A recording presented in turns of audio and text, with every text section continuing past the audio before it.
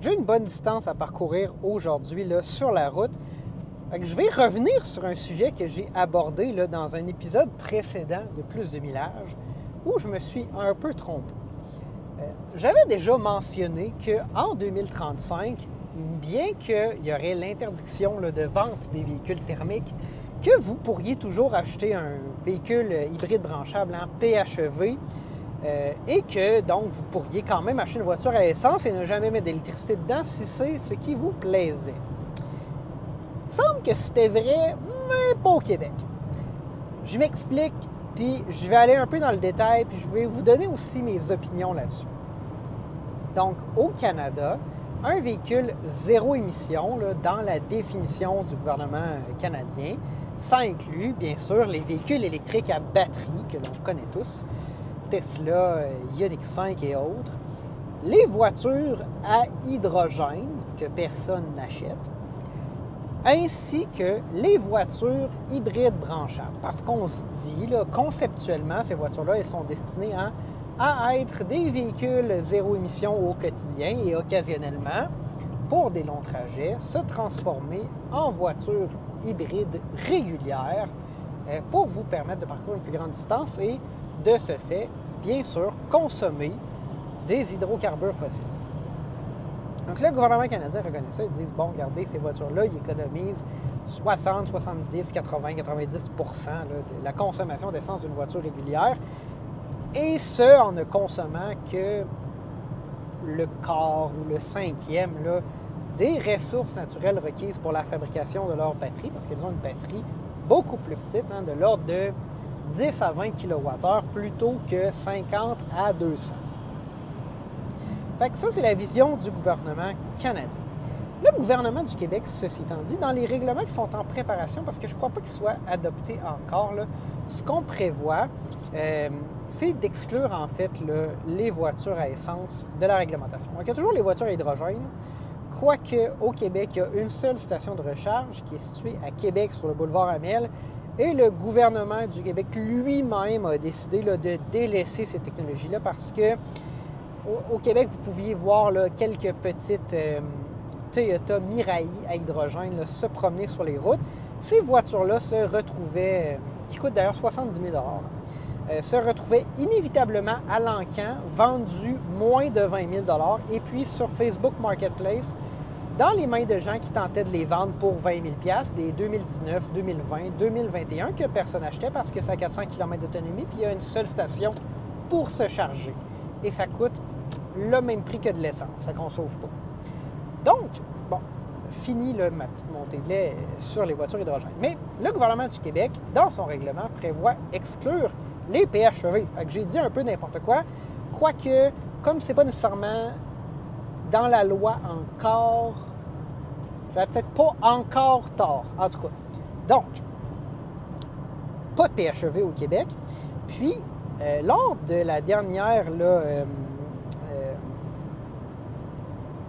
lors du dernier Salon des véhicules électriques de Québec, il y avait un député du gouvernement du Québec, qui n'est pas le ministre de l'Environnement, mais quelqu'un qui travaillait sur le dossier, puis qui a communiqué. Puis là, je lui ai dit, mais monsieur, vous ne trouvez pas qu'il y a peut-être un problème avec ça parce que certaines catégories de voitures, entre autres les camionnettes 2500, hein, les camionnettes HD, qui déjà là, ils sont dans une catégorie un peu brouillon, hein, parce que des fois, elles ont un poids, pas de la massinette, là, mais plutôt le poids chargé du véhicule qui dépasse ou pas 4500 kg.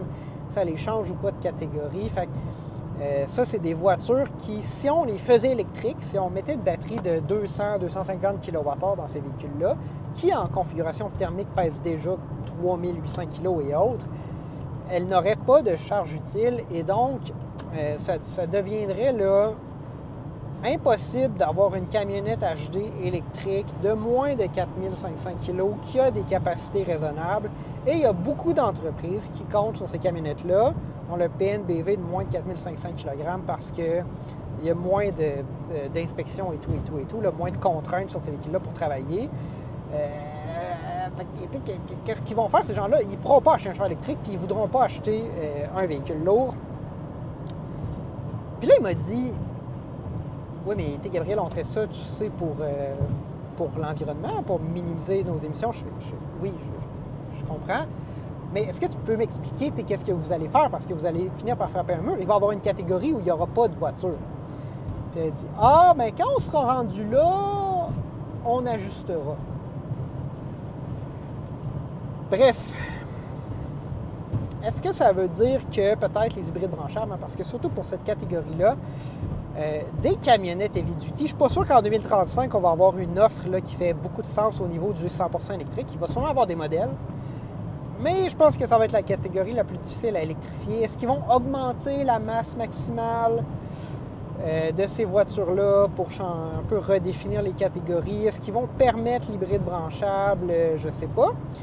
Puis là, j'ai parlé des camionnettes, mais il y a d'autres choses aussi. Là. Par exemple, disons que vous êtes un policier de la Sûreté du Québec qui travaille dans une région éloignée. Il y en a très peu au Québec, mais il y en a quand même quelques-unes, là, des régions où l'alimentation électrique ne provient pas de l'hydroélectricité, des sources d'énergie renouvelables. Il y a certains endroits où c'est encore des génératrices diesel, là, dans des villages très, très, très reculés. C'est le cas aux îles de la Madeleine aussi. Fait que là, on va brûler du diesel pour charger des autos électriques.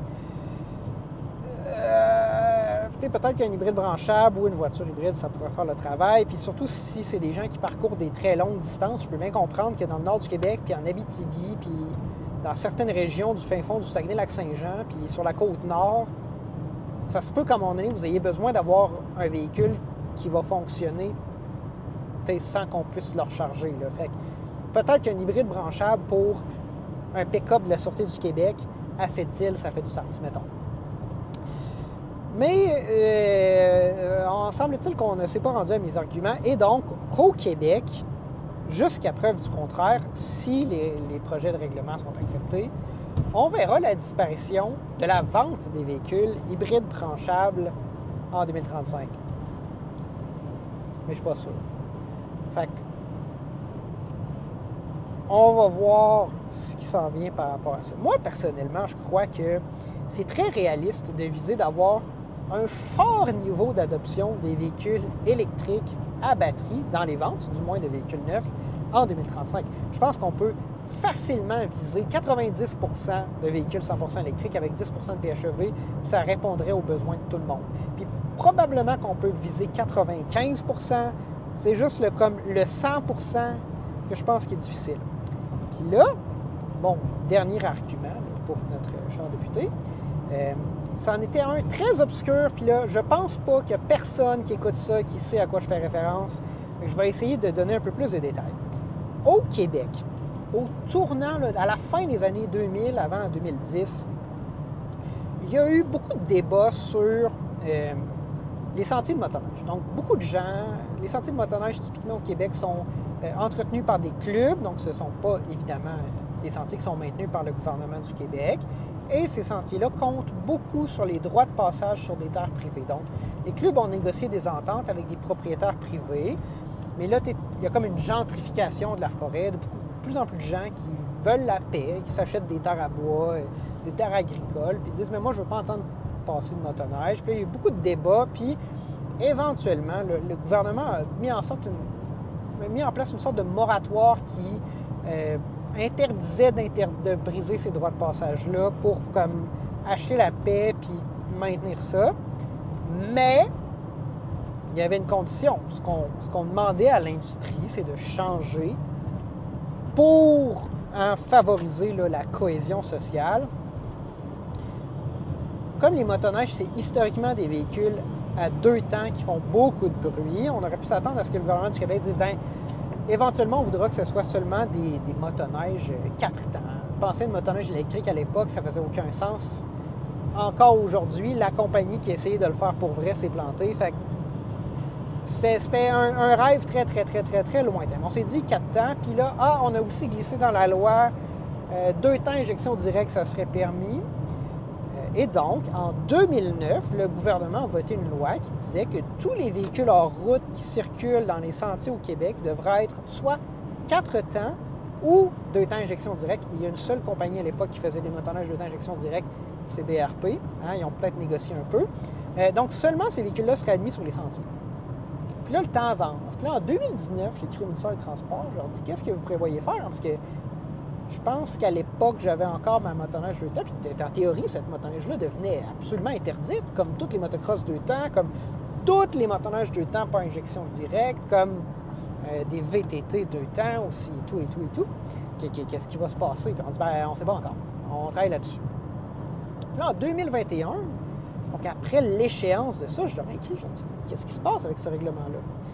Et là, le règlement disait, et c'était très, très, très insidieux, en fait, tous ces véhicules-là qui ne sont pas 2 temps injection directe ou 4 temps sont interdits, sauf s'ils sont sujets d'une exception là, émise par le ministre. Et donc, quand je leur ai écrit, qu'est-ce qu'ils m'ont renvoyé? Bien, ils m'ont renvoyé un document de 2 lignes qui disait « Le ministre autorise tous les véhicules,